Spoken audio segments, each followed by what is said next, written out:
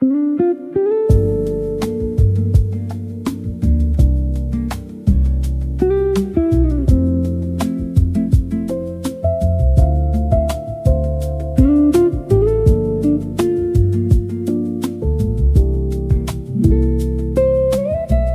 días, o buenas tardes, o buenas noches, o lo que sea. Bienvenidos a este programa sobre la guerra de Irán que comenzó este 28 de febrero de 2026.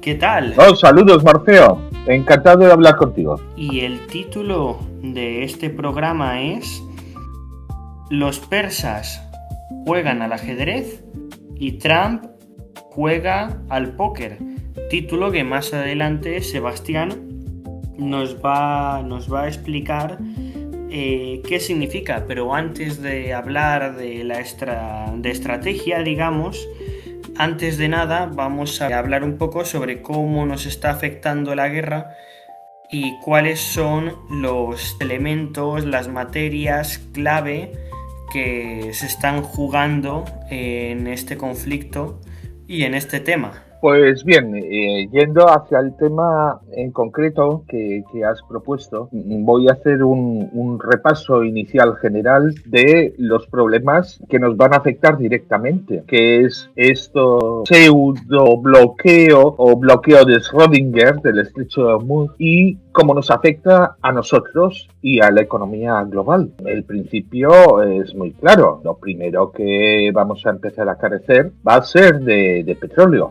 y todos sus derivados. Gas, queroseno de aviación, el diésel, que ha subido al doble del precio que estaba antes. Nunca estaba más caro el diésel que la gasolina normal y son los primeros recortes que vamos a tener. De hecho, los últimos petroleros o los últimos buques gasísticos que salieron del Golfo ya llegaron hace unos cuantos días a los puertos de destino. Ya no hay más. Lo que ha entrado es lo que tenemos y hay países que no tienen reservas. España, por ejemplo, dependemos del queroseno de aviación, quizás no directamente, pero las líneas aéreas que nos traen los turistas no van a poder volar. Los precios de los billetes de avión ya no solamente se han multiplicado por 2, se ha multiplicado incluso hasta por 5. Hay compañías aéreas tan importantes como Lufthansa, que ya ha cancelado más de 20.000 vuelos, y Lufthansa no es pequeña precisamente, o la noticia que ha salido hoy, que es una compañía charter como Spirit Airlines, que ha declarado quiebra. Recordemos el caso de las líneas aéreas finlandesas, que cuando perdieron el petróleo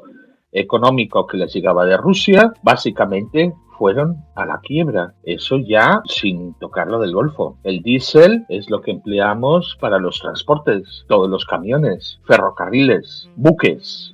Todo el transporte pesado funciona por diésel. Todas los lubricantes para las maquinarias de cualquier tipo, sea de transporte o no, vienen de esa exportación desde el Golfo. Eso solamente tocando el tema del petróleo. Luego tenemos los abonos. Los abonos vienen del nitrógeno que se produce por la extracción del petróleo. Se ha caído más del 35% de la producción global de abonos y es un material básico que se usó para la revolución verde, para incrementar la población del mundo. Hay países que dependen de forma indispensable de esos abonos. Y países tan importantes como India, todo el sudeste asiático. Se van a producir hambrunas. Naciones Unidas ya ha declarado que incluso si se solucionase el problema, ya no hoy, el fin de semana pasado, se esperan más de 35 millones de personas en hambruna grave, traducido, hambre, y con posibilidades de muerte o de enfermedades graves. Y además se produce en un momento en que es la temporada de cosecha. Eso quiere decir que las cosechas dentro de 6 meses que esperábamos de trigo, de hortalizas, de frutas, de verduras, van a estar cortadas en un 50 o un 60%. Vamos a estar pagando muchísimo más por nuestra comida. Algunos dicen, vamos a comer carne. Las vacas, sí, pero ¿qué comen las vacas? Comen verde. Si no abonas el verde, no comes carne. Pollos, lo mismo. Necesitamos esos abonos a nivel global y hay países que van a sufrirlo gravemente. Otra vez, recordemos, la guerra de Rusia, el bloqueo de los abonos rusos que venían de la industria petrolífera rusa y los dramas que ya habían producido en África. Otra tontería, el azufre.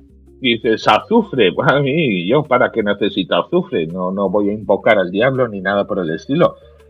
Con el azufre se produce el ácido sulfúrico y el ácido sulfúrico es básico en cualquier extracción de minería. Para separar los productos mineros, para producir cobre, para producir cualquier producto mineral, necesitan ácido sulfúrico.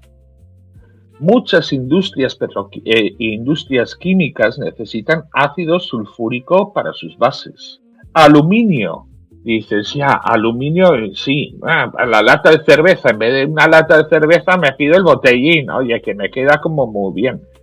No, es que lo que pasa con toda la revolución de la inteligencia artificial, ya se había demostrado que faltaba cobre, que ya hemos visto que con el azufre ya tenemos menos, y lo iban a sustituir por aluminio, que era mucho menos eficiente, pero uno de los mayores productores de aluminio estaba en el Golfo. ¿Y por qué? Porque el aluminio para producirse necesita una alta cantidad de energía. ¿Cómo? Tenían la producción de gas y petróleo al lado, la cuestión de energía no era tan relevante allí. Entonces, era uno de los mayores productores de aluminio mundiales. Nos hemos quedado sin él. Metanol, alcoholes que vienen del metano. Y con eso se hacen los formaldehídos, los polímeros para hacer todos los plásticos que necesitamos. Nos vamos a quedar sin producción de plástico por falta de polímeros. Y una de las mayores productoras del mundo otra vez estaba en la zona del Golfo. Vamos a tener que tirar de otros materiales. Los plásticos desaparecen. Y también el metanol es un aditivo muy importante de la gasolina para potenciar el poder de la gasolina. De hecho, se considera que el 5% del combustible que usan en China necesita metanol para poder funcionar. Un 5% de todo el combustible que usa China. Lo mismo que usa China lo usan todos los países. O sea, vamos a tener menos gasolina y menos potencia que nos da.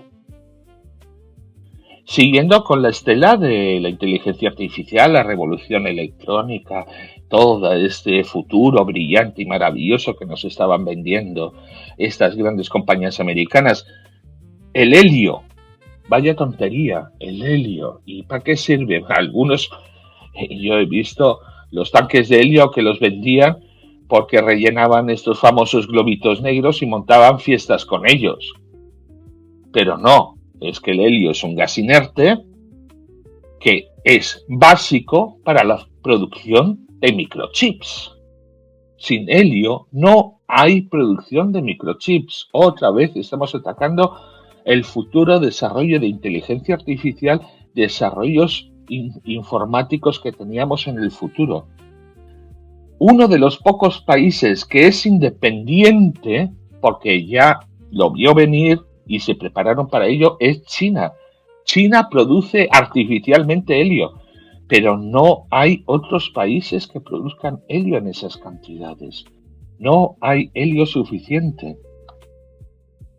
Como hemos hablado, los plásticos, la producción de polímeros y una de las mayores empresas del Golfo fue dañada y desapareció. Básicamente, esos son los principales productos que nos van a afectar. Nos están afectando, ya vais a la gasolinera, los precios os van a subir, pero a todos los niveles, cualquier cosa, vuestro transporte, vuestra comida, vuestra forma de vida. El Fondo Monetario Internacional ya anunció una rebaja de un 2% al crecimiento de todos los países a nivel global y había muchos países europeos creciendo a nivel cero o ya en recesión y ahora les quitas 2 puntos más y un 6% en el incremento de los precios mínimo para el año que viene. Sí se soluciona hoy.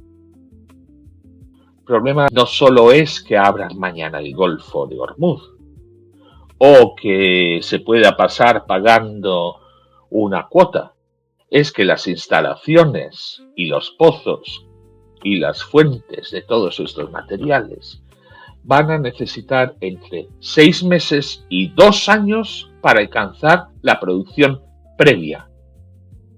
Entramos en una crisis global que va a durar al menos 2-3 años ya.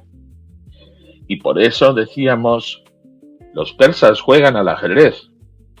Los persas juegan con mirada hacia adelante. Y hay una palabra muy bonita en persa que es Shah-Mat. Shah, lo conocemos el Shah de Irán, ¿no? El emperador. Y Mat es simplemente indefenso, atónito. Traducido las dos palabras juntas, es el rey no tiene salida, no tiene escapatoria, está inevitablemente derrotado. Y en español la hemos traducido por jaque mate. Los gringos hacen bluff jugando al póker, se tiran faroles. Los persas juegan al ajedrez y han hecho jaque mate global. Y la culpa de eso lo tiene una persona llamada Donald Trump.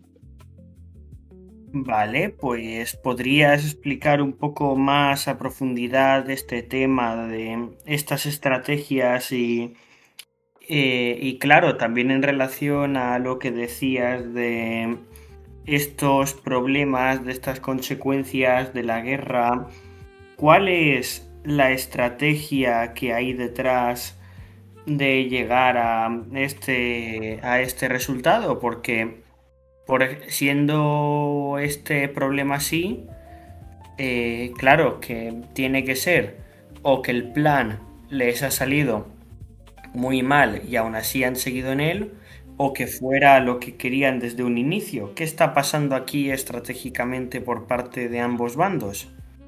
Bien, Irán se ha ido preparando durante muchísimos años para llevar adelante una guerra simétrica. Una guerra simétrica quiere decir, yo soy un país más pequeño, menos poderoso, con menos recursos. Además, no hablemos de Irán, que lleva décadas de máxima presión, como dicen los gringos, de sanciones sobre ellos, no tienen nada y, como dicen los napolitanos, se arranjan, se arreglan, se buscan la vida.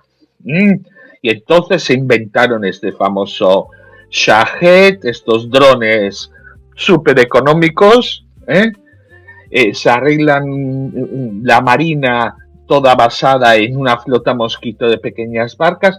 La cuestión es que ellos son capaces de, aprovechando su posición estratégica, bloquear los recursos mundiales y causar más daño por menos precio y menos coste al enemigo. Los Estados Unidos, después de las 30 monedas de plata a los hermanos Rodríguez en Venezuela y llevar a cabo ese crimen que fue el secuestro de un presidente electo en el gobierno en un país extranjero que es Venezuela. ¿Nos podrá gustar Maduro o no? Eso es fuera de juicio. Se creían que podían hacer lo que les daba la gana. ¿Qué se han demostrado? Lo que decía Andrei Martyanov ya hace años en sus libros, que Estados Unidos es un tigre de papel. Él estaba vendiendo a todo el mundo lo que hace la mafia. Protección. Es que si no haces lo que te digo, pues se te va a pegar fuego el local. Es que si no me pagas a mí una parte de tus beneficios, pues te puede ocurrir un accidente o una revolución de colores. Entonces nos hemos encontrado ante la realidad. de una política agresiva globalista del hegemón supuestamente mundial que se ha estrellado contra una realidad en que el resto de los países del mundo tienen capacidad de decir no, basta, hasta aquí, ponemos el pie en pared y de aquí no pasas. Y lo demostraron los yemeníes, lo demostró Irán, lo ha demostrado Rusia en Ucrania y lo están demostrando otra serie de países, por ejemplo, en la zona del Sahel. Hasta aquí. Es decir, que al mismo tiempo que a los Estados Unidos les puede beneficiar en parte este problema económico por el daño a terceros que cause con los problemas con el estrecho de Hormuz, al mismo tiempo la jugada no le ha salido tan bien porque teniendo esa técnica del póker del engaño y de buscar ese dominio total del otro, lo que se ha encontrado es que Irán está usando fichas de ajedrez en su contra, mientras lo que está haciendo es que en lugar de tener esas piezas tiene cartas. Sí, exactamente. Irán está jugando una partida de ajedrez, o sea, está haciendo unos movimientos de las fichas que tiene con la visión a la siguiente jugada, a la otra, a la otra y a la otra, como maestro de ajedrez, varios movimientos en el futuro para alcanzar el objetivo deseado. Estados Unidos simplemente está jugando como si fuera una partida de póker, tienes tus cartas y dices, no, es que yo apuesto tanto porque es que mi mano es fantástica. Is a very beautiful hand, lo que dice Trump con estas palabras tan rimbombantes que nos ofrece, que es un lenguaje, vamos, tiene un lenguaje de 150 palabras, 200 palabras, no puede usar más porque no tiene conciencia. Lo que pasa es que hay muchos países que nos hemos convertido en dependientes, en vasallos de Estados Unidos y nos está arrastrando a la ruina, primero por nuestros dineros, o sea, Ucrania es el caso más claro. Y decían, los americanos se reían, decían, a nosotros no nos está costando nada la guerra de Ucrania, pues hasta el último ucraniano, y yo ya en ese momento, yo añadí, y hasta el último euro de la Unión Europea, que es lo que está pasando. Pero Estados Unidos, como en ninguna de las guerras mundiales, o desde la guerra de secesión, no ha habido destrucción en su territorio, viven como reyes. Que ellos tuvieran que sufrir lo que ha sufrido cualquier otro país del planeta en su territorio, en su lindo aislamiento, ya sería otro cantar. Por eso se pueden juegan al bluff, juegan al farol y se echan faroles cuando el resto del planeta les ha visto ya las cartas y les ha dicho y se están dando cuenta que no, señor, usted puede decir lo que quiera, pero no tiene cartas. Como le dijo a Zelensky, tú no tienes cartas. Bueno, Estados Unidos pues no tiene cartas para apoyar la apuesta que está poniendo sobre la mesa. Bueno, y con esto hemos tenido un buen análisis de la situación, de qué pasa, cuáles son los diferentes problemas que hay que afrontar y un poco de lo que está pasando a nivel estratégico. Y ahora para seguir, pues vendría el momento de ver si alguno de nuestros invitados tiene algo que preguntar o algún comentario a añadir. Hola, buenas. Vale. Pues mira, yo no entiendo ni de política, ni de guerras, ni de todas estas cosas. Pero es que yo creo que aquí hay unos conflictos y unos intereses que vienen de atrás, generado de atrás, en lo cual nos están arrastrando a toda la población mundial. Pero es que nos está arrastrando en todos los ámbitos, en todas las áreas de nuestro... Sí. Porque es que, ¿qué vida vamos a tener si es que las cosas son necesarias para vivir? en todo lo que se ha estado nombrando de que necesitamos. Vale. Entonces yo no entiendo mucho, pero Venga. Sé que esto nos afecta mucho. Vale. Lo dejo ahí. No, está bien.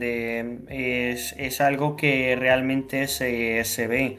Aunque no se tenga todo el conocimiento y todas las claves estratégicas, se puede ver que beneficiarnos no nos beneficia, digamos. Es la voz de la razón, es lo que nos afecta todos los días. Nosotros estamos hablando de una cosa así porque entendemos un poco más y podemos ver los puntos y cómo nos va a afectar y cómo nos va a tocar y cómo nos va a llegar a final de mes o el mes que viene o dentro de 2 meses y las cosechas dentro de 6 meses y podemos establecer un poco de visión de perspectiva de futuro dentro de lo que podemos. O sea, todos nos podemos equivocar, pero es lo que tiene razón.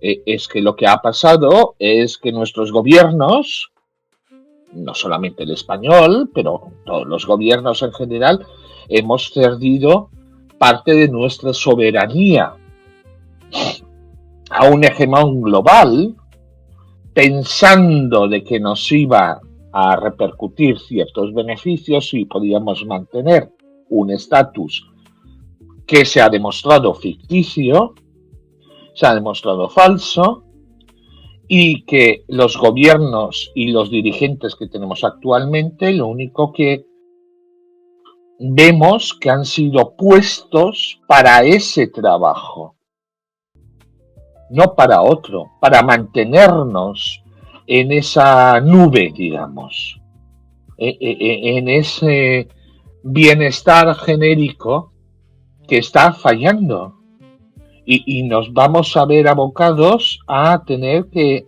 recular. De hecho, esta generación nueva va a ser la primera vez en la historia de España que va a tener no avances en ingresos y en beneficios, sino va a tener un retroceso. Eso no ocurre desde hace muchísimo tiempo. ¿Por qué? Porque hemos cedido nuestro bien, nuestros intereses, a otros intereses que van en contra nuestra. Y es lo que estamos viendo. Hemos desmontado la agricultura, hemos desmontado la pesca. Yo me acuerdo, yo lo siento, lo voy a decir así y se me va a ver el plumero. Yo estudié en EGB y yo me acuerdo en EGB, el libro decía: España es la segunda flota pesquera del mundo después de Japón. Hoy no tenemos flota pesquera, los mantenemos en chiringuitos.